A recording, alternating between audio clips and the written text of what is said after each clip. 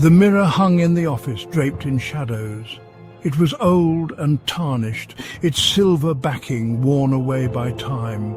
Whispers clung to it, tales of a ghostly presence trapped within. Some said it was the soul of a disgruntled employee forever bound to the office. No one dared to look too closely at its reflection. Those who did spoke of a cold dread that filled their veins. Their faces, they swore, were not their own, twisted into expressions of terror and despair. Sam, fresh out of university, was excited to start his new job.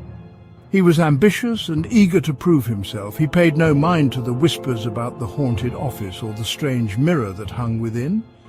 Just old wives' tales, he scoffed, his youthful confidence unshakable. His new desk, much to his annoyance, was positioned directly opposite the haunted mirror. He tried to ignore it, focusing instead on his work. But the mirror, like a watchful eye, seemed to draw his gaze. His reflection, he noticed, was off. It moved differently, lagging behind his own movements.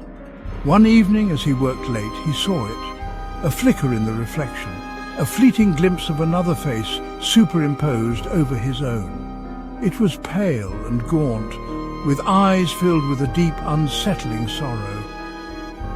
Fear, cold and clammy, gripped him. He tried to rationalize it, to explain it away. Perhaps it was just the flickering office lights playing tricks on his tired eyes. But deep down, a primal fear whispered a different truth.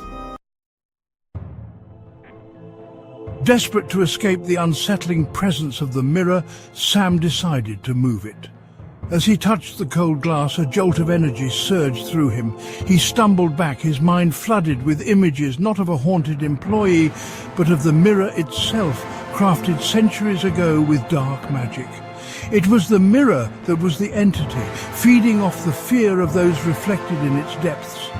And Sam, in his fear, had just made himself its next meal.